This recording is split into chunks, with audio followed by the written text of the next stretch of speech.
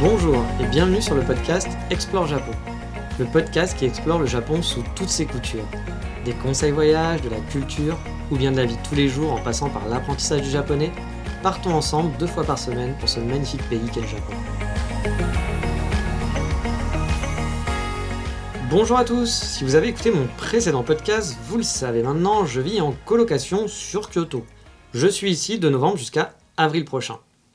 Et j'ai donc une nouvelle colocataire qui doit être, ma foi, fort sympathique, mais je ne sais pas vraiment, car en 1 mois de vie commune, je ne l'ai pas croisée une seule fois.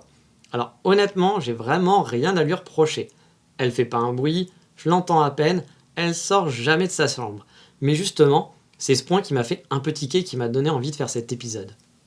Car oui, cette demoiselle, elle est au Japon pour étudier le japonais et elle est même dans la même école que laquelle j'étais l'année dernière. Elle a cours le matin et elle est là depuis environ 2 mois maintenant, car la rentrée c'était en octobre dernier. Et je suis particulièrement surpris car elle passe ses journées à la maison. Elle sort que pour aller à l'école finalement.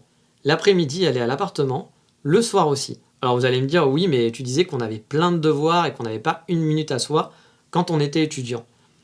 Alors oui c'est vrai, mais pas au début. Même si ça prend du temps d'étudier, bien sûr, on a quand même un petit peu de temps libre. Et puis il y a les week-ends.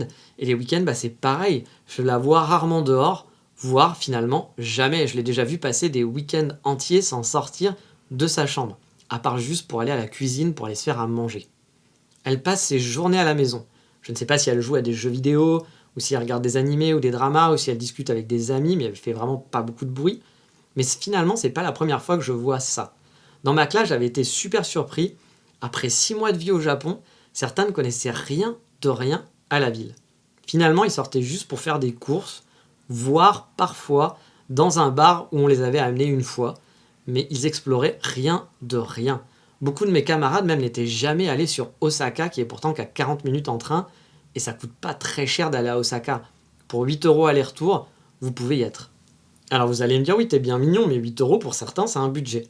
Et oui, c'est vrai que parfois, pour sortir, il faut un budget. Je comprends tout à fait, on ne peut pas sortir, aller dans les bars, aller dans les cafés, manger au restaurant. Ça coûte cher. Et quand on est étudiant, on n'a pas toujours les moyens. Mais je pense quand même qu'on peut profiter du Japon sans payer rien du tout. On peut se balader dans les rues, découvrir la vie des Japonais, regarder, se poser sur la Kamogawa tout simplement et profiter. Sortir avec des potes sans dépenser d'argent, c'est possible. Et je trouve ça du coup un petit peu dommage d'habiter dans le pays et de ne pas profiter du Japon. Et là aussi, bien sûr, tout le monde fait ce qu'il veut, je ne vais pas imposer ma façon de penser, mais encore une fois, je trouve ça dommage de venir étudier au Japon et de ne pas profiter, vu le coût qu'engendre un tel projet. L'école, ça coûte cher finalement. Si pour rester à la maison, pour regarder des animés, j'ai envie de dire, autant étudier le japonais dans son pays, ça vous reviendra beaucoup moins cher, l'école vous coûtera moins cher, vous pourrez habiter chez vos parents, vous aurez vos amis, vous n'aurez pas le dépaysement. Si c'est pour pas sortir, autant faire ça directement sur place. Mais après, j'impose rien à personne, bien entendu. Si votre rêve c'est d'aller au Japon et que votre kiff c'est de regarder des animés pendant toute la journée, faites-le. Mais encore une fois, c'est dommage de ne pas profiter de la vie japonaise si vous êtes sur place. A priori, si vous aimez les animés, si vous êtes venu apprendre le japonais, c'est que vous êtes intéressé quand même par le Japon et pas que par les animés. Donc profitez, puis même quand vous regardez des animés, vous regardez des dramas, ce qui vous intéresse c'est la vie au Japon, c'est pas juste Sangoku qui va se battre ou Luffy qui va se battre contre quelqu'un. Voilà, je pense qu'il y a aussi cette culture-là qui vous intéresse. Et c'est vraiment dommage de vivre ici et de ne pas en profiter. Je vais reprendre l'exemple d'Osaka. Je vous ai dit c'est 40 minutes de train pour 8 € aller-retour. Et sans y aller tous les week-ends bien entendu, 8 € sur 6 mois ça me paraît pas impossible. Et pourtant la plupart de mes camarades n'y ont jamais mis les pieds. Et attendez au final, tout simplement, que quelqu'un les amène. Parce que parfois, le problème, c'est pas l'argent, c'est juste le fait de se débrouiller tout seul. Et ça, vraiment, c'est quelque chose qui m'a assez choqué. Et à vrai dire, j'ai toujours pas compris si c'est à cause de la peur, si c'est la flemme. Mais honnêtement, si j'avais un conseil à vous donner, c'est de profiter un max si vous êtes au Japon en tant qu'étudiant ou pour un PVT. Alors oui, il va peut-être falloir se sortir les doigts des fesses, parce que ça va être difficile de tenter, d'explorer et de découvrir le Japon si on est tout seul. Parce que sortir tout seul, ça peut être chiant, mais c'est aussi comme ça qu'on rencontre du monde et que les gens vont venir vers vous. Il y en a beaucoup plus de gens qui vont venir vers vous et qui vont venir vous parler si vous êtes tout seul à vous balader ou si vous êtes tout seul dans un café ou dans un bar ou dans un restaurant, que si vous vous baladez avec un ami par exemple, avec un autre Français. Ça, j'ai bien pu le remarquer facilement tous les jours en vivant au Japon.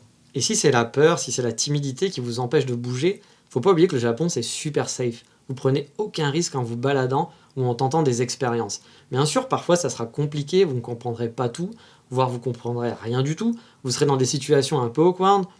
Et alors à comparer à la tonne des bons souvenirs que vous allez avoir ensuite, finalement, est-ce que c'est grave d'un moment donné d'être dans une situation où on est un peu gêné, où on comprend pas, où c'est un peu compliqué à gérer? Je pense pas, je pense que c'est pas très grave, c'est juste une expérience que vous allez avoir. Ça vous fera même rigoler plus tard, ça sera des bons souvenirs, et des choses graves, des choses compliquées qui peuvent vous arriver, honnêtement, je pense pas que vous en aurez. Et vraiment, j'assiste bien, je suis pas en train de dire que les gens qui regardent des animés toute la journée, des dramas, sont des gros débiles, sont des gros asociaux. Chacun a ses kiffs. Moi, j'ai des lubies, parfois pendant 2 mois, je vais être à fond dans un truc, et je vais pas sortir de chez moi parce que je vais être à fond dans ce truc-là. Et inversement, pendant un moment, je vais sortir tout le temps et plus du tout être chez moi.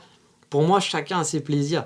Il n'y a pas de bon ou de mauvaise chose. Chacun fait ce qu'il veut à partir du moment où il n'embête pas les autres. Voilà, pour moi, c'est vraiment mon mantra, le truc de base. Mais encore une fois, si vous aimez les animés et que c'est votre kiff, profitez pour découvrir les paysages que vous voyez tout le temps dans vos animés.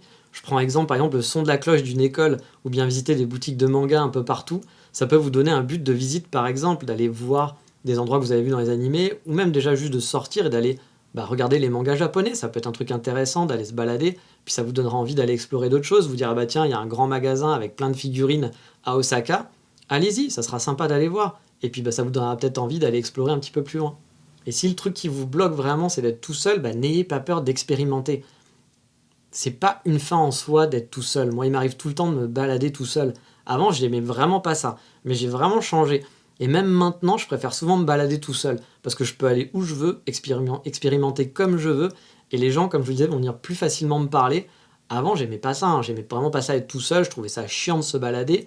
Et puis, au Japon, j'ai découvert une nouvelle passion. Finalement, comme je vous dis, j'ai des lubies. Il y a la photo qui m'a aidé aussi à me balader. Ça m'a donné un but. Mais vous pouvez avoir d'autres buts. Ça peut être d'aller expérimenter des cafés, des restaurants, aller voir, comme je vous le disais, des animés, aller dans des conventions pour les mangas si c'est ça qui vous botte, ou si c'est le côté plus culturel, je sais pas moi, aller vous inscrire dans un club de musique ou je ne sais quoi, ça vous permettra d'échanger et de découvrir, et puis ça vous donnera envie d'aller voir d'autres choses, je pense. Rester chez soi, quand on est au Japon, je pense que c'est le pire truc qu'on peut faire finalement. Et je vais pas vous dire que c'est facile, hein. Parfois, même souvent, je comprends rien du tout à ce qui se passe. Ça m'est arrivé plein de fois d'être dans des situations un peu bizarres. J'ai l'impression d'être un idiot, souvent, parce que je peux pas répondre aux gens. Et j'ai l'impression, alors moi j'adore parler, et là c'est très difficile pour moi parce que je peux pas communiquer facilement. Mais au final, je regrette pas du tout d'y aller, de sortir, de parfois passer pour un con, tant pis, parce que ça me fait des super souvenirs et je découvre de plus en plus de choses et j'apprécie de plus en plus le pays grâce à ça. N'ayez vraiment pas peur d'aller au restaurant tout seul, d'aller au café tout seul. Devenez un habitué, vous allez voir les propriétaires, les autres serveurs, ils vous reconnaîtront. Puis ils commenceront à vous parler, ça vous fera pratiquer votre japonais en plus, ça vous permettra peut-être d'avoir des amis, ça sera tout bénef. Vraiment, ça c'est mon conseil principal, sortez de chez vous, allez expérimenter des choses, même si vous êtes tout seul, vous allez voir, ça vous fera plein de bons souvenirs, c'est vraiment dommage de passer à côté. Et en plus, comme je vous le dis, sortir, ça vous permet de pratiquer votre japonais. En restant chez vous, vous n'allez pas vous améliorer. Vous auriez beau travailler comme un fou à l'école, c'est en pratiquant, en parlant avec des japonais qu'on améliore son japonais. Et il y a un autre point qui peut être très bloquant aussi dans l'apprentissage du japonais et aussi finalement pour kiffer un petit peu le Japon et être un petit peu plus immergé à l'intérieur. Et je vais vous en parler tout de suite. C'est un point que moi, perso, j'ai beaucoup pratiqué et j'aurais pas dû. Autant sortir, me balader tout seul, ne pas rester à la maison, ça, c'était pas un problème pour moi. Mais ce point-là, je m'englobe vraiment dedans et c'est un point négatif de mon aventure japonaise que je n'aurais pas dû faire. Mais hélas, c'est pas toujours facile de faire ce qu'on conseille. Parce que on va avoir la facilité de traîner entre Français.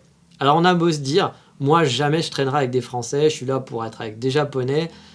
Moi c'est ce que je disais au départ, je disais oui je sais bien, je connais ce piège, je ne tomberai pas dedans. Finalement on peut se retrouver facilement à traîner qu'entre Français et du coup parler tout le temps le français et limiter les interactions en japonais. Et ce piège-là, je ne l'ai pas évité du tout. J'ai rencontré des gens très sympas avec qui je traînais souvent et j'ai bien vu la différence entre ceux qui étaient plus solitaires et qui traînaient dans les bars tout seuls par exemple. Eh bien eux, leur niveau a explosé pendant que le nôtre à traîner entre gens qui parlaient la même langue, ou même qui parlaient anglais, tout simplement, ils stagnaient totalement. Il y a vraiment une différence entre les gens qui vont être tout seuls, qui vont se dire « Vous aurez l'air peut-être un peu asocial, on va vous dire « Tu veux pas traîner avec moi, etc. » Tu le regardes, lui, il traîne pas trop avec nous, avec le groupe de français, ou avec le groupe d'étudiants de la même classe. Mais finalement, c'est eux qui ont raison, parce que, ok, ils ont peut-être moins de potes avec les gens de la classe, mais ils vont pouvoir pratiquer beaucoup plus souvent leur japonais. Alors, sauf si vous restez chez vous, regardez des animés. Dans ces cas-là, il vaut mieux sortir avec des Français ou avec des Anglais, et puis voilà, au moins vous avez une partie de la découverte du Japon. Mais si vous voulez améliorer votre japonais, franchement, le mieux, c'est de rester un peu tout seul et d'aller vers les Japonais.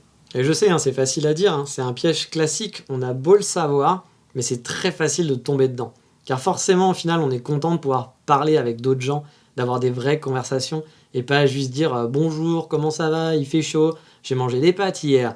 Et voilà, c'est des conversations pas très intéressantes, on peut pas dire grand chose parce qu'on a un vocabulaire très très limité, puis on a peur forcément de parler en japonais, de se tromper, que les gens ne comprennent pas, il y a plein de choses qui vont se mélanger, et là on va se retrouver avec des gens qui comprennent notre langue, avec qui c'est facile de parler, avec qui c'est facile d'échanger, on peut se sentir un peu seul et donc vouloir parler avec des gens, et c'est un piège, on tombe facilement dedans, même si au départ on se dit non mais moi jamais de la vie, c'est bon, je suis pas là pour traîner avec des Français. Honnêtement, c'est ce que je disais, j'étais un petit con à sortir cette phrase-là quand on me disait attention et tout, etc. Je fais oui, je sais, je ferai pas cette erreur. Je suis rentré en plein dedans, je me suis fait un très bon pote sur place dans l'école, et du coup on traînait toujours ensemble, et ça a été le problème.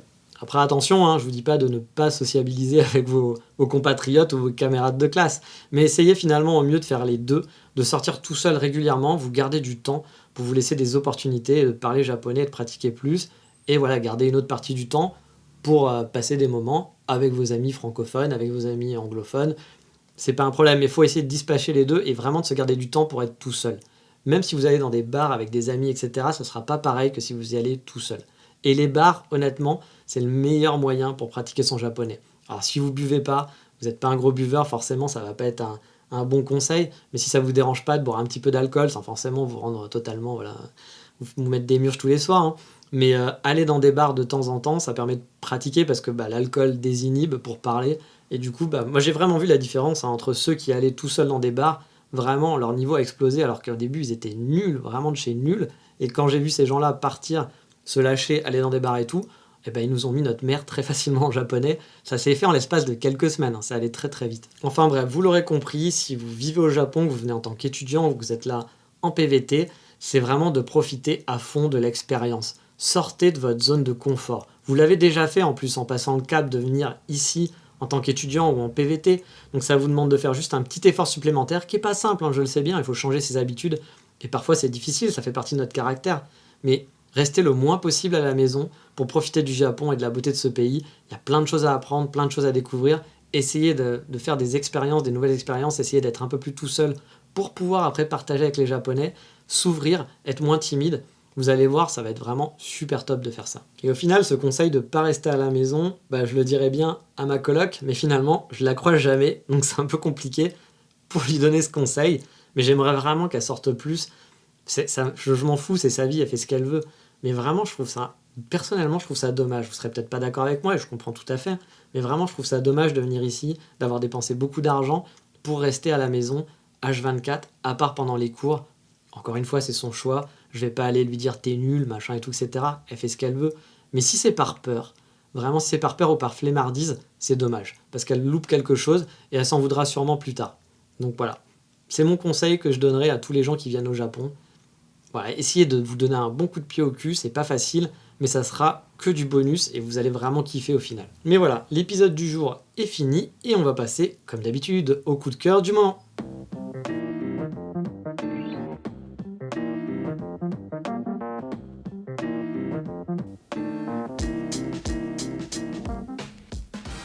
Et le coup de cœur du moment, c'est un café sur Kyoto. Il est assez nouveau, il y a que quelques mois en fait, et c'est l'ancien lead barista de Arabica, une marque très connue à Kyoto et dans les pays du Golfe aussi, qui a ouvert son propre café qui s'appelle Here ou Coco ou Ici en français. Mais dans les textes, si vous cherchez sur Google Maps, il s'appellera Here. Le lieu est super chouette. Il est grand, super spacieux, avec des prises un peu partout. Il y a même des prises USB ou des prises japonaises. Vous pouvez donc recharger votre smartphone ou brancher votre laptop si vous avez votre adaptateur. Le café est délicieux, ils servent aussi de très bons cannelés, car oui, la grosse mode au Japon et à Kyoto surtout, c'est les cannelés. Ici on en trouve partout, mais vraiment partout. Quand je dis partout, c'est dans tous les cafés où je vais maintenant, on sert du cannelé. J'attends même un distributeur de cannelés automatique dans la rue, je suis sûr que ça va arriver au rythme où on y va. Il y a aussi une formule buffet avec des salades, des pâtes, j'ai l'impression qu'il y a aussi des plats un peu chauds. J'avoue, c'est pas trop mon truc. Quand je vais dans un café, je préfère du sucré, mais les assiettes ont l'air assez délicieuses quand je vois des gens manger. Donc si ça vous tente et que vous avez une petite faim, il y a cette formule buffet qui n'est pas là toute la journée, je crois que c'est entre midi et 2, j'ai plus les horaires exacts, mais bon, un petit coup d'Instagram, je pense que vous aurez l'info, ou sur Google Maps, à mon avis, l'info est donnée. Depuis que je suis de retour sur Kyoto, j'aime bien squatter ce nouveau café finalement. L'atmosphère est vraiment cool, il est entré dans mon top des cafés de Kyoto pour bosser avec mon laptop. Alors par contre, niveau musique, c'est très... voilà, assez zen, il n'y a pas une musique trop forte, c'est pas une musique sympa. Alors après, on a tous des goûts différents, donc c'est peut-être bien aussi d'avoir ce genre de musique, mais moi j'avoue que la musique, je la trouve... elle serait pas là, ça serait pareil. Les serveurs sont assez froids, c'est pas une ambiance hyper chaleureuse au niveau de l'équipe, mais bon, ils restent polis et tout est sympathique. Et franchement, ça fait le boulot. Donc si vous êtes de passage sur Kyoto et que vous n'avez pas eu assez avec mes 2 épisodes sur mes cafés préférés à Kyoto, parce que j'avais fait 2 podcasts là-dessus, vous pouvez tenter celui-ci et vous m'y verrez peut-être. Mais bon, je suis pas un fidèle de chez fidèle en ce moment, j'essaye de bouger dans mes différents cafés préférés chaque jour pour essayer de travailler dans des lieux différents. Et puis voilà, ils n'aient pas ma tête tous les jours collée devant eux avec un gaijin avec son laptop qui passe 6-7 heures dans un café. Donc j'essaye de bouger un petit peu partout. Mais voilà, c'est fini pour aujourd'hui, et dans le prochain épisode, on se baladera près de chez moi, dans une ville entre Kyoto et Osaka. On y mangera de super crêpes et on fera une petite balade bien sympathique, on ira voir une cascade. Mais ça, c'est pour la prochaine fois. Je vous dis à bientôt, mata, ciao.